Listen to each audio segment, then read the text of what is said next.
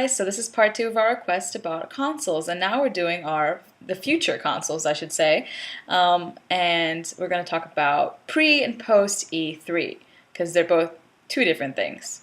So as for pre E3, Kay and I were talking about how we were actually on board with the PS4 versus the Xbox One, and there was a lot of different reasons why. I mean, the whole Xbox One debacle about, it being more expensive, you can't do any used games, Kinect was mandatory. I mean, I don't even really like Kinect, let alone own it, so it's like, ugh. You had to be online at least once in 24 hours, and then PS4 came and basically bitch slapped Xbox One and said none of those. It was cheaper, you can use old games. You can use used games. That's like too much right there. You didn't need internet connection. So both of us are on board with that at that time. It was just like a big like, ugh. And of course, everyone and their mother wanted Wii U, right? The best console out there. No. Well, they're doing that whole price thing, right? The price drop, that's really gonna help them sell. Totally want it now. It doesn't matter the fact that nobody wants to develop games for Wii U, Forget the fact that it has that giant stupid pad thing that nobody wants to play with, it's that price drop. I think, was it $50 that they're dropping the price by? I don't care. I think so, right? I don't care. I didn't pay attention. Well, whatever, Wii U is the console of the future. I just like hearing her say it. It's like, Wii U, Wii U, Wii U. Like, I just can't take it seriously. I'm sorry. I didn't like the Wii, and I don't like the Wii U. I don't know who makes his names up. But anyways, that was like... but yeah, I think that it's just really creepy. For instance, like the Kinect thing had to be on, and it got information about you. It just felt like it was very like 1984 Big Brother or something. And we were talking about how... And I mean, the rumors were horrible at that time, remember? They were like, oh, it's going to detect how many people are in the room. Oh, if there's more than like 5 people in the room, it's going to charge double the license because that's more than, whatever allowed amount of people to play that game, etc. Like, the rumors were just going insane at the time. Which isn't really a problem for me because they'll just detect one person. So... Forever alone. But yeah, so Kay's going to talk about the marketing because, I agree. They focused more on kind of family entertainment like Wii and Kinect and all that bullshit as opposed to gamers. So take it away.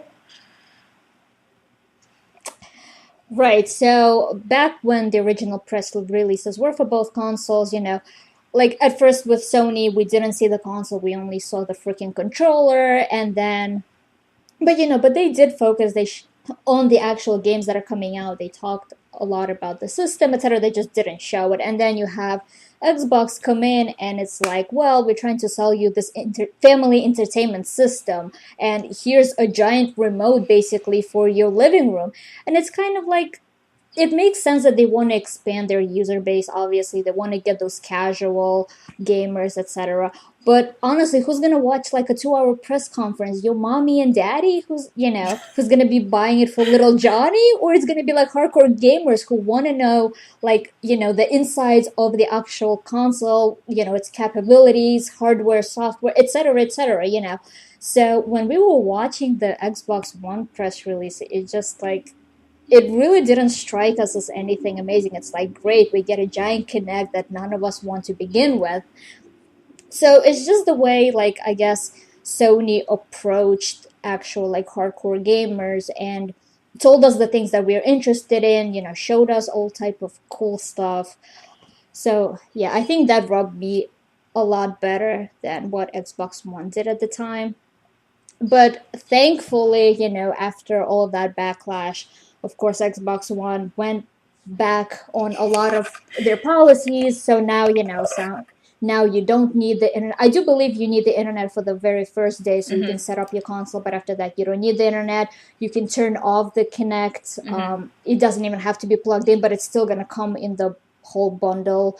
Yeah, the used games, etc. They brought that back. And that's another issue, like, with the way Xbox One was going to be. It's like, if you look at Steam always has amazing sales. Like, I am against GameStop as everybody else. I want the money to go to publishers and not GameStop. But at the same time, I remember being a kid and like not being able to afford games all the time. So, to take the used game market away, and because Xbox Live has horrible pricing. Like you go back and you look for a game that was like released a few years ago and it's still like full retail price.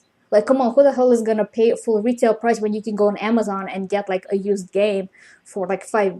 Not us poor people. So not yeah. So I feel like Xbox One may have had like sort of good ideas and good ambitions, but I don't think we're ready for the kind of changes. I mean, think about it. Unless we're all rolling around in like Google Fiber, there are places like where I live now, the internet is so shitty, like you don't understand how bad it is. And yes, it is 2013 and you would think everybody would have internet. But the truth is they don't, or they have like really shitty speeds. So why make this whole 24-hour mandatory internet crap? Again, used games, not everybody can afford it. So unless you have a really good system in place like Steam, so you can provide really good discounts to people, it's just not happening.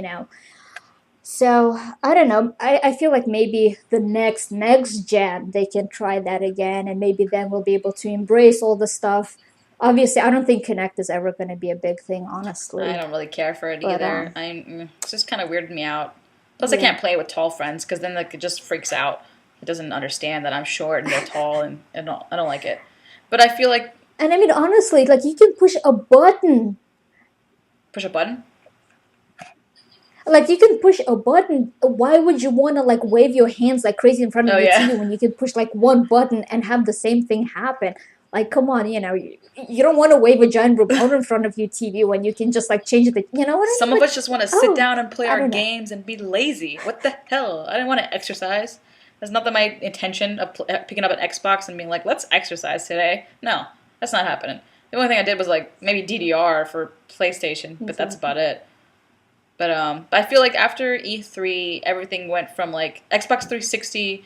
It didn't go to Xbox One. It went to like Xbox 180. What a corny joke right there, right? No? I thought it was hilarious. Yeah, okay. But no, I think they did. I mean, some people are up in arms against the whole like, oh, Microsoft shouldn't have backed down, etc. They had good ideas. Yeah, as I said, they do maybe have good ideas, but not for now. So I'm honestly glad they went back and they reversed a lot of their policies. And like before, when this whole E3 happened, like I was super against Xbox One. I was like, what the fuck are you doing? What are you thinking? And now I'm like, okay, Xbox One actually sounds like a console I might get. It's kind of like what I want out of a console, honestly. And I always like a lot of the exclusive games that they have because I mean I love Halo, so I'm Halo 5 of course. And actually like watching the trailers for Rise look really good. We now have Destiny. So... Oh, we have Rise, so that's okay. You can have it. Well, we have Infamous. Yeah. Okay. Yeah, but I feel like also, I think obviously right now there's a lot of exclusives on, to help push and sell a specific console. But I think later on it's going to be the same thing how Xbox 360 and PS3, like almost everything is cross-platform. So, once we get the initial exclusives out of the way, I think it's just going to be kind of the same thing, I still love my Xbox. It's my baby. It's my sex box. And I'm done. So, final note, which one would you be getting? I have to say probably I think we kind of already got the answer for that one, but I think you should vocalize it again. Xbox One. Okay, what about you? PC Master Race. I got my Mac. You got your Mac.